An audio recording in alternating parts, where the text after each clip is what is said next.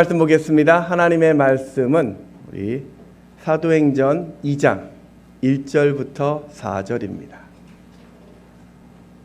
사도행전 2장 1절부터 4절입니다.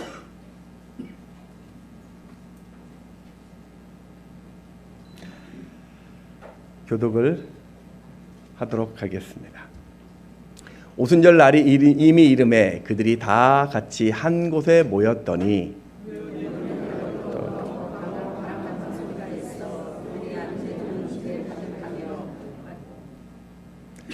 마치 불의 혀처럼 갈라지는 것들이 그들에게 보여 각 사람의 위에 하나씩 임하여 있더니 그들이 다 성령의 충만함을 받고 성령이 말하게 하심을 따라 다른 언어들로 말하기를 시작하니라.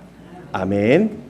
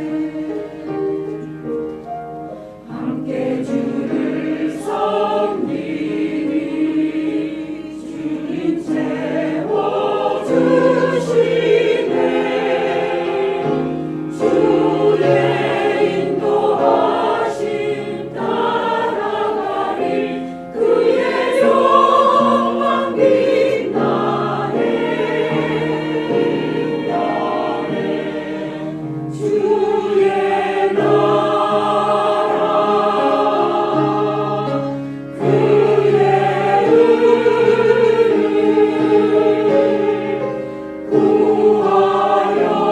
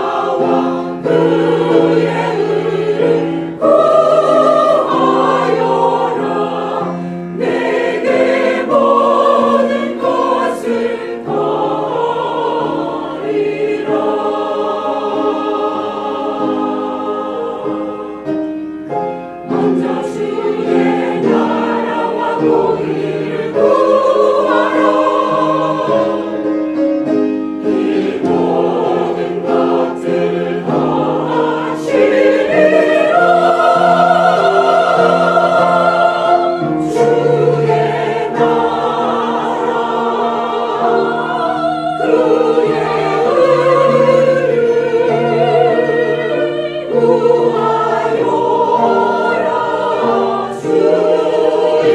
이름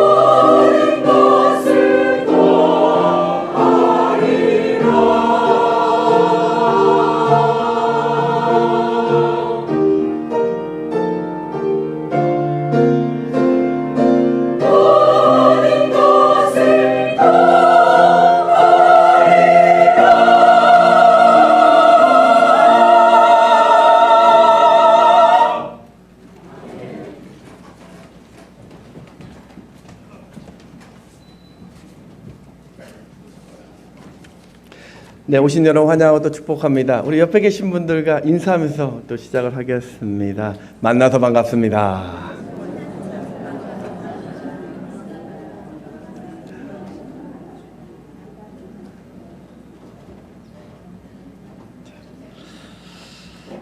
네, 오신 여러분 환영하고 또 축복하고요. 어떤 한 벌목꾼이 이제 있었습니다. 도끼를 가지고 이 산속에서 열심히 나무를 벌목하고 있었습니다. 이 도끼로 이 나무를 넘어뜨린다는 게 여간 힘든 일이 아닌데 그런 그에게 희소식이 들려왔습니다. 힘들이지 않고 하루에 나무를 100그루 이상 벨 수 있는 전기톱이 있다는 이야기를 들었습니다. 이 사람은 상점에 가서 주인에게 정말 힘들이지 않고 그렇게 나무를 벨 수 있는 그런 톱이 있냐고 물었더니 주인이 이제 장담을 합니다. 그렇다고. 이 비싼 돈을 주고 그 톱을 샀습니다. 그런데 하다 보니까 도끼로 나무를 팰 때나 이 별 차이가 없더라는 겁니다.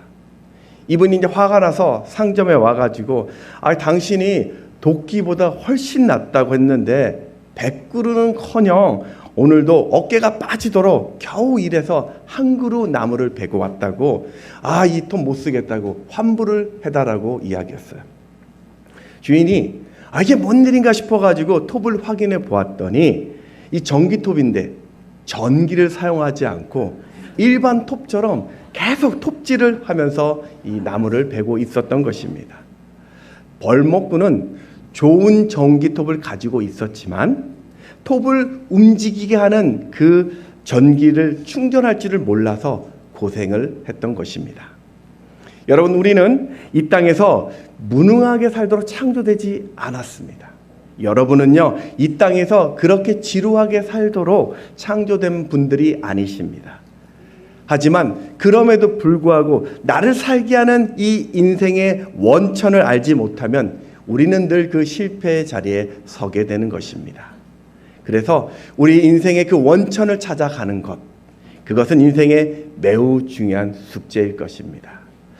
그 숙제의 답을 한번 같이 나누었으면 좋겠습니다. 제가 정답을 이야기해 주겠습니다. 옆에 계신 분에게 이렇게 또 이야기해 주십시오. 하나님이 정답이십니다.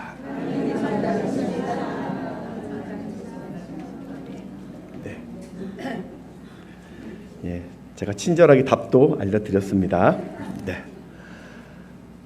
오늘은 우리 사도행전을 좀 살펴보겠습니다. 이 사도행전은 다른 말로는 성령행전이라고도 불립니다. 왜냐하면 이 사도행전, 초대교회 복음의 역사가 바로 성령과 함께 시작되었고 또 역사했기 때문입니다.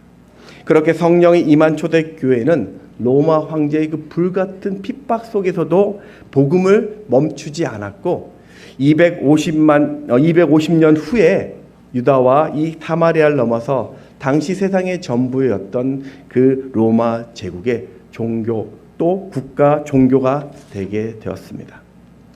저는 먼저 이 성령에 대해서 좀 살펴볼 텐데요. 이 성령의 몇 가지 질문을 좀 간단하게 먼저 좀 시작해 보겠습니다. 성령에 대해서 첫 번째 질문은요. 그럼 성령님이 하신 일이 무엇일까 하냐는 겁니다. 예수님이 이 땅에서 하셨던 최고의 사역은요, 우리 죄를 위하여 십자가에 죽으신 대속의 사역일 것입니다. 그리고 또 한 가지 주님의 사역은 이 땅에 성령이 오시도록 하나님께 간구한 것입니다. 마가복음 1장 8절을 같이 한번 읽어보겠습니다. 시작. 나는 너에게 물로 세례를 베풀었거니와 그는 너에게 성령을 세례로 베푸시리라. 세례 요한이 공생의 사역을 주님께서 시작하러 오실 때 그분의 사역을 성령의 세례를 베푸시는 분이라고 이야기한 것입니다. 그리고 예수님은 최후의 만찬 때 불안해하던 그 제자들을 향해서 자신의 이 죽음 뒤에 또 다른 보혜사 성령이 오신다는 말을 주십니다. 요한복음 14장 16절을 또 읽어보겠습니다. 시작. 내가 또 아버지께 구하겠으니 그는 또 다른 보혜사를 너에게 주사 영원토록 너희와 함께 있게 하리니. 그리고 부활 승천하시기 직전에 주님은 제자들에게 예루살렘을 떠나지 말고 약속하신 성령의 세례를 받으라고 말씀합니다. 사도행전 1장 4절 5절입니다. 또 읽어볼게요. 시작. 사도와 함께 모이사 그들에게 분부하여 이르시되 예루살렘을 떠나지 말고 내게서 아버지께서 약속하신 것을 기다리라. 요한은 물로 세례를 베풀었으나 너희는 몇 날이 못되어 성령으로 세례를 받으리라 하셨느니라.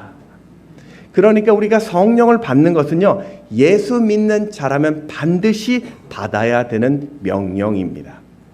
왜 예수님은 이 공생의 시작서부터 또 십자가를 지시는 그 중요한 시기에도, 그리고 부활 승천하시기 직전까지도 성령에 대해서 이렇게 말씀하고 계실까요? 성령 없이면 능력 있는 그리스도인으로 살 수 없기 때문입니다. 성령 없이는 인생의 이 현실을 이길 수 없기 때문입니다. 그래서 예수님은 자신을 대신하여 성령님이 오셔서 우리와 영원히 함께 하실 것이고, 또 우리의 모든 것을 가르쳐 능력 있는 그리스도인으로 살게 하시기 위해서 성령을 말씀하신 것입니다. 요한복음 14장 26절을 또 읽어보겠습니다. 시작. 보혜사 곧 아버지께서 내 이름으로 보내실 성령 너에게 모든 것을 가르치고 내가 말한 것을 생각나게 하리라. 오늘 성령님은 내게 담대한 용기를 주셔서 내가 무엇을 할지를 알려주시고요. 성령님은요, 탁월한 지혜를 주셔서 내가 무슨 말을 해야 할지를 인도하실 것이고요. 성령의 그 무한한 지식으로 내가 무엇을 선택해야 될지를 알려주셔서 여러분을 향한 하나님의 선한 계획으로 우리를 인도해 가십니다. 그러니 여러분, 한계가 있는 나를, 내 자신을 믿지 마시고 놀라운 미래가 되시는 성령님을 믿고 순종하는 여러분 되시기를 축복합니다. 자, 두 번째 질문은요, 성령 세례가 뭘까요? 성령 충만이 무엇일까라는 겁니다. 어떤 학자들은 성령의 세례와 이 성령의 충만을 좀 구분짓습니다. 첫 번째 단회적인 사건은 성령 세례다. 그리고 반복적인 게 성령 충만이다라고 이야기하는데요. 잘 한번 생각해 보십시오. 세례라는 것이 무엇일까요? 물에 푹 잠기는 거잖아요. 충만이라는 단어가 무엇일까요? 흘러 넘친다라는 겁니다. 그래서 저는 성령 세례나 성령 충만을 굳이 이렇게 구분짓지 마시고 둘 다 성령이 내 안에 가득해진다라는 측면에서 본다면 같은 의미로 해석해도 무방할 것 같습니다. 중요한 것은 우리들의 이 마음속에 무엇이 가득한지에 따라 삶의 열매가 달라진다는 겁니다. 내 안에 욕심이 충만하고 탐심이 충만해지고 세상의 것이 충만해지면요, 우리의 삶에는 그 삶의 상처와 절망 속에서 이 죄의 열매를 맺게 되는 것입니다. 그런데 내 안에 성령이 충만해지면 성경의 저자 되시는 성령님이 이 성경을 통해 주시겠다고 약속하신 성령의 열매를 내가 맺으며 살게 되는 것이죠. 갈라디아서 5장 22절 23절에 보면 성령의 열매들이 나오죠. 같이 한번 읽어보겠습니다. 시작. 오직 성령의 열매는 사랑과 희락과 화평과 오래 참음과 자비와 양성과 충성과 온유와 절제니 이 같은 것을 금지할 법이 없느니라. 아멘. 그러니까 내 인생 내 마음대로 살려던 그것을 멈추고 내가 성령의 인도함을 받는 것, 그게 성령 충만입니다. 자, 세 번째 질문을 해보겠습니다. 그럼 성령은 어떻게 내게 임할까? 오늘 2절 말씀을 같이 한번 보면 시작. 호련히 하늘로부터 급하고 강한 바람 같은 소리가 있어 그들이 앉은 온 집에 가득하며. 여기서 호련히라는 뜻은요, 원어적으로 보면 갑자기라는 뜻입니다. 그러니까 성령의 임하심은요, 갑자기 일어나는 거예요. 성령이 언제 어떻게 오는지 우리는 알지 못합니다. 그리고 강한 바람같이 임한다라고 하죠. 강한 바람이라는 뜻은요, 어떤 강력한 힘을 이야기하는 겁니다. 그러니까 성령이 임하는 것을 잘 모르지만 내 안에 신비한 힘을 느끼는 것, 그렇게 강한 바람같이 임한다라고 우리가 볼 수 있습니다. 또 성령은 불과 같이 임하죠. 우리 3절 말씀을 같이 또 읽어볼게요. 시작. 마치 불의 혀처럼 갈라지는 것들이 그들에게 보여 각 사람이 하나씩 임하여 했더니. 불의 혀 같다라는 이 말은요, 불이 막 살아 꿈틀꿈틀거리는 그 생동감을 이야기하는 것입니다. 불은 여러분 가만히 있지 않습니다. 여러분 작은 불에 무시하면 어떻게 될까요? 이 불이요 큰 불이 돼가지고 막 집도 태우고요 산도 막 불을 일으키잖아요. 이처럼 이 성경에서 불은 열정을 상징합니다. 이 성령의 불이 임하면요 우리가 불덩이가 되어가지고 내 가족과 또 내 주변과 내 교회를 뜨겁게 만듭니다. 이 성령의 불이 임한 사람 주변에는요 늘 기도와 찬양과 복음에 대한 열정들이 막 생기기 시작할 겁니다. 이 오늘의 교회 고 하영조 목사님의 그 책에 사도행전적 교회를 꿈꾼다라는 그 책에 보면 이 목사님의 그 어머님이 이 부흥에서 성령 체험한 그 사건들을 좀 기록한 글들이 있습니다. 이 어머님이 부흥에 갔다 오셨는데 이 성령을 받으신 거예요. 하 목사님 보니까 어머니 손이 이 성령의 불로 벌겋게 불타올랐대요. 또 엄마가 자신을 안아줬는데요 세상이 그 엄마 몸이요 그렇게 온몸이 불덩이같이 뜨끈뜨끈하더래요. 그렇게 어머니의 몸이요 일주일 동안 달아올랐는데 그 성령을 받고 난 이후에 이 엄마가요 막 귀신도 쫓아내고요. 이분이 이제 목포 사셨는데 막 날마다 라면이나 사탕을 들고 산동네 그 달동네를 다니면서 열정적으로 전도하는 그 열정 메이커가 되셨다고 간증을 합니다. 성령이 임하는 방법은요 다양합니다. 어떤 분은 불처럼 이렇게 임할 수도 있고요. 또 어떤 분에게는 강한 바람처럼 임하기도 하고 또 어떤 분들은 비둘기 같은 성령이 임할 수도 있습니다. 중요한 것은요 내가 어떻게 성령을 체험했는지가 아니라 내 마음에 성령이 부어졌느냐라는 겁니다. 성령이 부어짐을 우리가 어떻게 할 수 있을까요? 여러분 성령이 임하면요 하나님의 사랑이요 내 마음에 가득해집니다. 성령이 임하면요 하나님의 마음이 내 마음에 부어짐을 느낍니다. 성령이 임하면요 하나님의 영광이 내 삶에 가득해집니다. 오늘 바람 같은 성령 또 불과 같은 성령 여러분 안에 가득 채워지시기를 주의 이름으로 축원합니다. 네 번째 질문을 드리겠습니다. 네 번째 질문은 그럼 성령 충만하면 내가 변화될까요? 살다 보면 우리는 좀 인생이 무기력해질 때가 옵니다. 내가 예수를 분명히 믿고 있음에도 불구하고 아무런 능력도 열정도 느껴지지 않을 때가 있습니다. 성경에 기록된 이 하나님의 말씀이 때로는 내 삶에 다가오지 않고요. 늘 걱정과 두려움 속에 살아갈 때도 옵니다.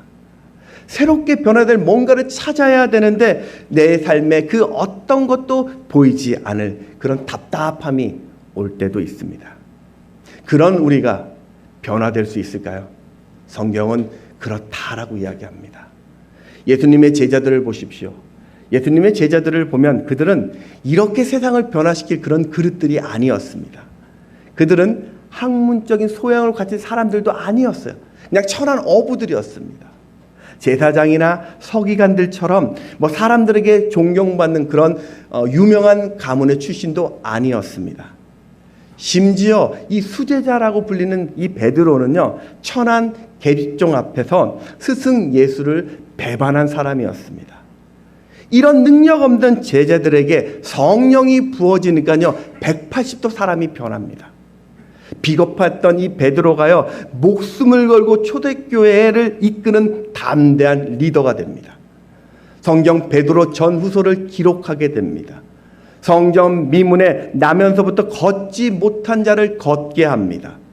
병든 사람을 낫게 했고 그 더러운 귀신 들린 자를 고치기 시작합니다. 하루에 3,000명을 주께로 돌아오게 하는 능력의 설교도 합니다.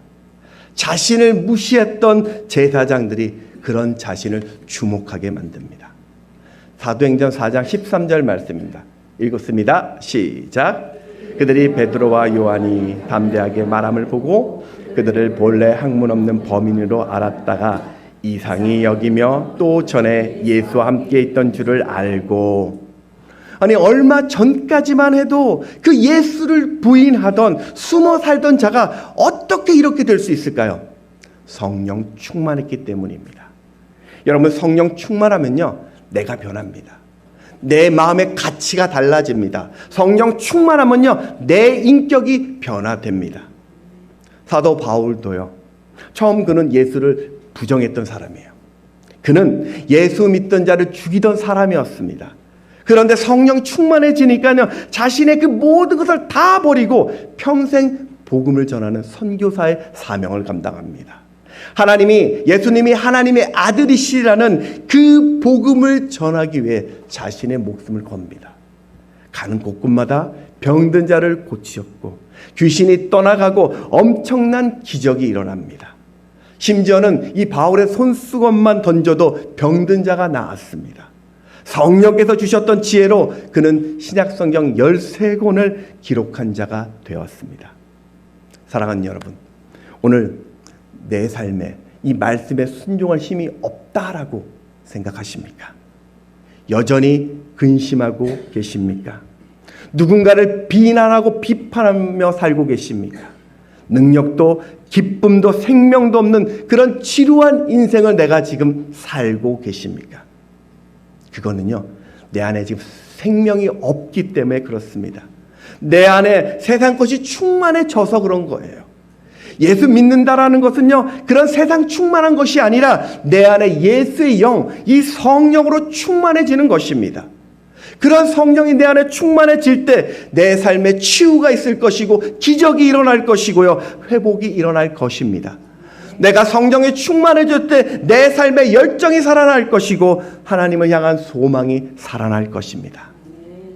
오늘 우리가 그런 인생을 소망할 때 내 지식, 내 능력에 갇혀 있지 마시고 하나님의 지혜와 그 하나님의 능력을 내 삶에 드러내게 하시는 그 성령을 만나시기를 주의 이름으로 축원합니다.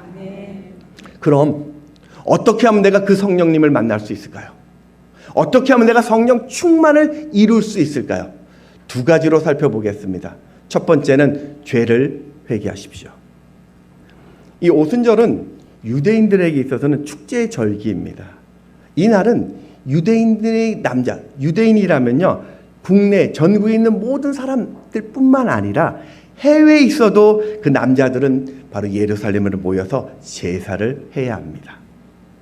오순절 다락방에 모인 이 120명의 성도들에게 성령이 임하니 그들이 방언을 하기 시작했습니다. 그랬더니 해외에 있었던 유대인들이 아니 어떻게 이 갈릴리 사람이 자신들이 태어난 곳의 말을 이렇게 유창하게 할 수 있는지를 되묻습니다. 사도행전 우리 2장 7절 8절을 같이 한번 읽습니다. 시작. 다 놀라 신기하게 여겨 이르되 보라, 이 말하는 사람들이 다 갈릴리 사람이 아니냐? 우리가 어찌 듣게 되는 것이 어찌 됨이냐? 아멘. 그러자 베드로가 답변을 합니다. 예수의 주 되심과 그리스도심을 선포하면서 성령의 보내심을 말합니다. 이에 유대인들이요, 예수의 죽으심이 바로 자신들의 잘못이었다라는 것을 알고 그 마음에 찔려서 어떻게 해야 되는지를 되묻습니다. 그때 베드로가 회개하고 제사함을 받으라라고 말하죠. 오늘 2장 38절을 같이 읽습니다. 시작. 베드로가 이르되 너희가 회개하여 각각 예수 그리스도의 이름으로 세례를 받고 죄사함을 받으라. 그리하면 성령의 선물을 받으리니. 사실 베드로가 이렇게 거침없이 이 회개를 말할 수 있었던 것은요, 그도 이렇게 회개를 했기 때문입니다. 어떻게 그게 회개한 걸 알 수 있을까요? 여러분, 우리 복음서 보십시오. 마태복음, 마가복음, 누가복음, 또 요한복음에 보면 주님과 베드로만 아는 이 베드로의 부끄러운 배반의 이야기를요, 다 기록되어 있어요.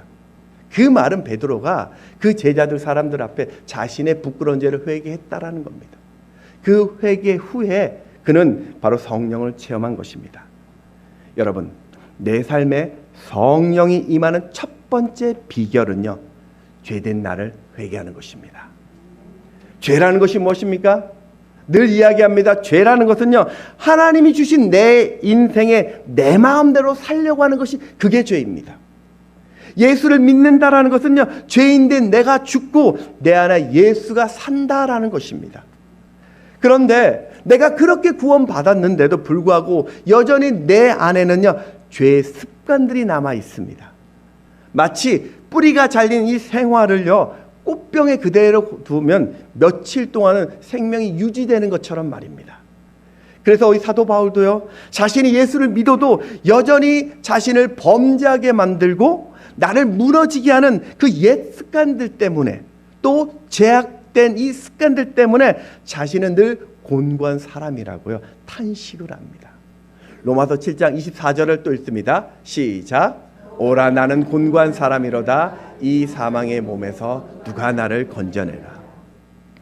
오늘 내 안에 이 초대교회 같은 그 은혜가 일어나지 않는 것은, 오순절 성령 충만의 사건이 내 삶에 부어지지 않는 것은, 교회는 다니는데 예수를 내가 주라고 말은 하는데 여전히 내 안에는 내 마음대로 살려고 하는, 내 뜻대로 살려고 하는 그 숨겨진 죄의 열매들이 많다는 것입니다. 그래서 우리에게는요, 회개가 필요한 것입니다. 그 모든 죄의 습관들, 그 죄의 열매들을 단호하게 끊어지는 역사가 오늘 우리에게 반드시 필요합니다. 근데 여러분, 우리가 회개하고 다시 그 죄의 유혹에 넘어지면요, 그런 모습은요, 그건 진정한 회개가 아닙니다. 양심의 가책을 받았다고 해서 그게 회개가 아닙니다. 죄라는 것을 깨달았다고 해서 그게 진짜 회개가 아닙니다. 회개는요, 그 죄에서, 깨달은 그 죄에서 완전히 돌아서는 겁니다. 유턴하는 것입니다. 그 미국의 대표적인 복음주의 목사님이셨던 이 A.W. 토조 목사님의 기도 내용입니다. 늘 하던 기도가 이런 기도였다라고 합니다. 들어보십시오. 하나님, 저는 당신을 알고 싶은데 제 안에 있는 더러운 마음이 죄의 장난감을 포기하지 않으려고 합니다. 저는 이제 떨면서 당신 앞에 왔습니다. 제발 제 마음속에 오랫동안 움켜쥐었던, 너무나 아껴두었던, 그래서 내 존재의 일부가 돼버린 그 모든 것을 뿌리채 뽑아 주옵소서. 하나님 보시기에 악한 것을 다 없애주시고 부디 제 안에 들어와 주옵소서.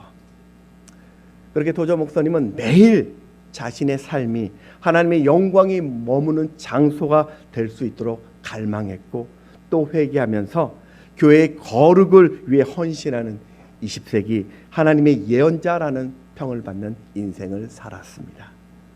사랑하는 여러분, 오늘 내 안에 적당히 즐기는 죄가 있습니까? 누군가에게 들키지는 않지만 적당히 타협하는 그런 죄가 있습니까? 하나님보다 더 집착하는 중독이 있습니까? 남 탓, 환경 탓하면서 그저 내 마음이 시키는 대로 그게 옳다고 생각하며 살아가는 모습이십니까? 오늘 그 십자가의 그 보혈 앞에 다시 서시기 바랍니다. 하나님이 싫어하는 그 죄를 단호히 버리십시오. 그렇게 내가 죽고 예수로 살게 될 때, 내 안에 그 죄의 습관들이 다 끊어질 때 성령이 부어질 것입니다. 두 번째는 이제 성령을 간절히 구하십시오.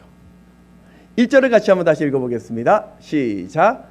오순절 날이 이미 이름에 그들이 다 같이 한 곳에 모여 있더니, 이 오순절은 6월절이 지난 뒤 50일째 되는 날이 오순절입니다. 이 오순절은 처음 이 수확한 밀을 가지고 와서 하나님께 제사를 드렸기 때문에 맥추절이라고, 오늘 우리가 맥주 감사절 하죠. 맥추절이라고도 말합니다. 또 이 6월절 다음 날부터 7일이 7번 반복되었다라고 해서 77절이라고도 부르고요. 첫 열매를 드리는 날이라고 해서 초실절이라고도 부르게 되는 겁니다. 같은 말입니다. 120명의 성도들은 주님께서 주신다는 그 성령 세례의 약속을 믿고 오순절까지 간절히 기도하고 있었습니다. 여러분, 지금 이들은요, 이 120명의 사람들은 모여서 어떤 성령 세미나를 한 게 아니에요. 성령을 어떻게 받을지 어떤 대책 회의를 한 것이 아니었습니다. 이후에 장차 교회가 어떻게 될지를요 고민하고 토론한 그런 모임이 아니었어요. 그들은 모든 일을 멈추고요, 오직 성령이 부어지기만을 기도하고 있었습니다. 그리고 120명의 성도들은 오순절 성령의 첫 열매가 그렇게 되는 것입니다. 우리 4절을 다시 한번 읽어보겠습니다. 시작. 그들이 다 성령의 충만함을 받고 성령이 말하게 하심을 따라 다른 언어로 말하기를 시작하니라. 다 성령의 충만을 받았다. 여러분, 기도하던 120명의 그 사람들 모두에게 성령의 충만함이 부어졌다라는 것입니다. 사도행전 읽다 보면요, 우리는 수많은 기도의 어떤 기록들을 보게 됩니다. 우리 1장에 보면 초대교인들은요, 어떤 일을 결정할 때요, 기도했어요. 2장에 보면요, 성령이 부어지기 오늘 기도하는 모습을 보고 있습니다. 3장에서는요, 40년간 나면서부터 걷지 못한 자가 기도 후 일어나는 기적을 보게 됩니다.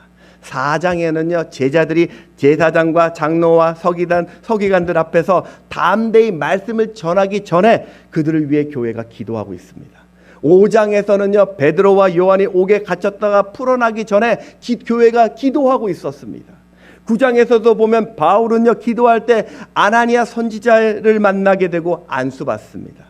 10장에서 보면 고넬료는요, 기도할 때 환상을 보았고요. 13장에서 보면 안디옥 교회가 바나바와 또 바울을 파송하기 전에 그들은 먼저 기도하고 있었습니다. 16장에서도 바울과 그 신라가 감옥에 갇혔을 때 기도하자 큰 지진이 일어나 옥토의 문이 열립니다. 여러분, 혹시 나는 그런 성령 없어도, 그런 성령을 알지 못해도 저는 신앙생활 잘할 수 있다라고 생각하시는 분 계십니까? 그런 성령 굳이 내가 구하지 않아도 내 삶의 행복을 누릴 수 있다라고 생각하십니까? 위험한 생각입니다.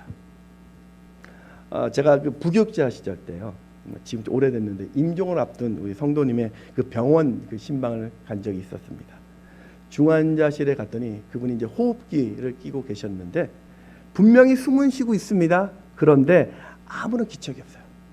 미동도 없고 의지도 없고 힘도 없고 그냥 누워만 계셨어요. 그러다 얼마 후 이제 소천을 하시게 됩니다. 예수의 이름은 가졌지만 이렇게 아무 능력도 없는 살아가는 인생. 그저 이성에 갇혀서 내 머리 지식에 갇혀서 힘없이 손 놓아 버리는 그런 무능한 인생. 건조하고 습관적인 그런 마른 막대기와 같은 그런 인생. 여러분, 그건요, 성령의 부어짐을 구하지 않았기 때문입니다. 여러분, 내 힘으로 사는 그런 초라한 인생을 버리시고요, 성령의 능력으로 살 수 있도록 기도의 사람이 되시기 바랍니다. 요한일서 5장 15절을 같이 한번 보겠습니다. 시작. 우리가 무엇을 구하는 바를 들으시는 줄을 안즉 우리가 그에게 구한 그것을 얻은 줄 또한 아느니라. 여러분, 누가 얻게 된다고요? 구하는 자.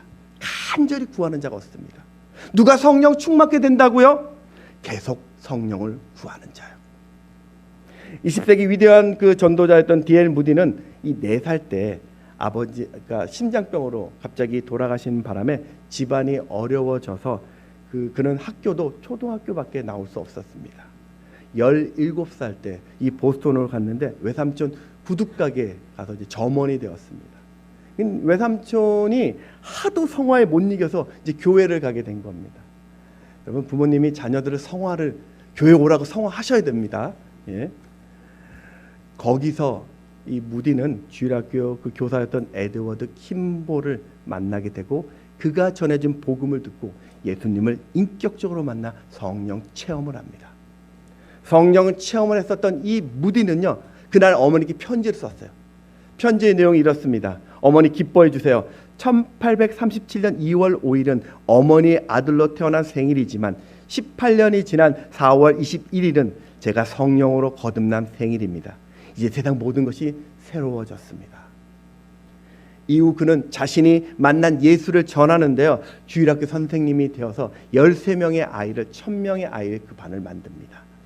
34살 때 뉴욕에 갔는데요, 갑자기 하나님의 임재가 느껴져서 기도하다가 성령의 충만을 받습니다. 이후 그는 성령에 사로잡혀서 전 세계 돌면서 복음 전하는 자로 삶을 살았고 가는 곳곳마다 회개의 역사가 일어나기 시작합니다. 이 무디는요, 40년 동안 하루도 빠지지 않고 복음을 전했고요, 그가 미국과 영국에서 100만 명이 넘는 사람들을 예수께로 인도한 영적 거장이 되었습니다. 제가 존경하는 목사님이 늘 그 교육자 저희들에게 좀 주시는 메시지가 하나 있었습니다. 딱 이겁니다. 목사님, 성령 충만하기 전에 아무것도 하지 마십시오 라고 이야기합니다. 성령 충만하기 전에 아무것도 하지 마라. 이분은요, 성령이 부어지기 전에는 그 무엇도 아무 소용이 없으니까 먼저 네가 성령 충만을 구하라라고 이야기하고 그게 목회다라고 전해주셨습니다. 저도 그 마음을 잊지 않으려고 하고 있습니다. 사랑하는 여러분, 오늘 내 인생에 새로운 하나님의 은혜가 임하길 원하십니까? 다시 한번 이분 아멘 하셔야 됩니다. 여러분, 내 인생에 새로운 하나님의 은혜가 임하길 원하십니까? 네. 오늘 지루한 이 인생을 좀 정리하고 풍성한 삶을 살길 원하십니까? 네. 걱정이 다 사라지고 기쁨 충만한 그 인생을 살고 싶습니까? 네. 내 이 질병에서 자유하고 정말 건강해지시길 원하십니까? 네. 예수님이요, 승천하시기 전에 제자들에게 어떤 사역도 맡기지 않았어요. 예수님은요, 어떤 계획도 그때 제자들에게 주지 않았어요. 오직 성령의 세례만을 받으라고 말씀하셨습니다. 그러니 여러분, 조급하게 생각하지 마시고요, 포기하지 마시고요, 신세 한탄하지 마시고요, 성령을 구하시기 바랍니다. 사방에서 성령의 생기가 불어와서 나의 죽어가는 그 모든 것이 다시 살아나기를 구하시기 바랍니다. 오늘 여러분이 성령으로 예배하시고요, 성령으로 찬양하시고요, 성령으로 봉사하시고 성령의 주신 그 직분을 믿음으로 감당하시기 바랍니다. 그렇게 전심으로 내 삶에 성령 부어짐을 갈망할 때 하나님은 약속하신 그 성령을 반드시 여러분에게 주실 것입니다. 이 17세기 프랑스의 이 철학자이자 이 파스칼이라는 사람이 있습니다. 이분의 직함이 한번 들어보십시오. 철학가이자 수학가이자 과학자이자 신학자이자 심리학자이자 발명가이자 작가이자 사상가입니다. 파스칼은 대단한 천재라고 불린 사람인데 이 사람이 죽었을 때 그의 옷에서 꿰매진 한 그 메모, 글이 나온 게 되게 우리에게 참 도전을 주는 글이 있습니다. 이런 글이 있습니다. 1654년 11월 23일 밤 10시 30분부터 자정이 지난 12시 30분까지 내게 불이 임했다. 세상은 하나님을 알지 못하지만 나는 하나님 당신을 압니다. 내가 경험한 확신, 감격, 기쁨, 평화, 그리고 눈물. 그래서 나는 당신에게서 영원히 떠나지 않겠습니다. 아멘. 이게 그분이 평생 가지고 다녔던 그 메모라고 합니다. 파스칼은 이후로부터 세상과 또 수학적인 관심을 다 뒤로 하고요, 자신이 하나님과 묵상했었던 그 묵상을요 기록해서 책을 하나 만들었습니다. 그 책이 바로 파스칼의 팡세라는 책입니다. 읽어보셨습니까? 저도 읽어보진 않았습니다. 이번 여름에 한번 읽어보려고 그러고 있습니다. 여러분, 이런 명언 아시죠? 인간은 생각하는 갈대다. 바로 팡세에 기록된 그 명언이라고 할 수 있습니다. 말씀을 정리하겠습니다. 여러분, 내 생각 버리시고 성령 충만하십시오. 그런 이성의 합리적인 사고라고 하는 그 과학적 사고에 갇혀 있지 마시고요, 오늘 성령의 열매 맺는 인생을 사십시오. 여러분 안에 숨겨진 죄가 있습니까? 아직도 내가 내 인생 주인이 되려 하십니까? 그 죄를 회개하십시오. 그리고 매 순간 성령 충만을 기도하시기 바랍니다. 여러분, 성령 충만하면요, 여러분에게는 최고의 기회가 올 것입니다. 내가 성령 충만하면요, 생각지도 못한 그 은혜를 만나게 될 것입니다. 여러분이 성령 충만하면요, 그 모든 것이 다시 시작될 수 있는 하나님의 능력을 보게 될 것입니다. 오늘도 이 성령의 무한한 능력으로 인생의 한계를 뛰어넘는 최고의 기쁨을 누리시는 여러분 되시기를 주의 이름으로 축원합니다. 찬양하겠습니다.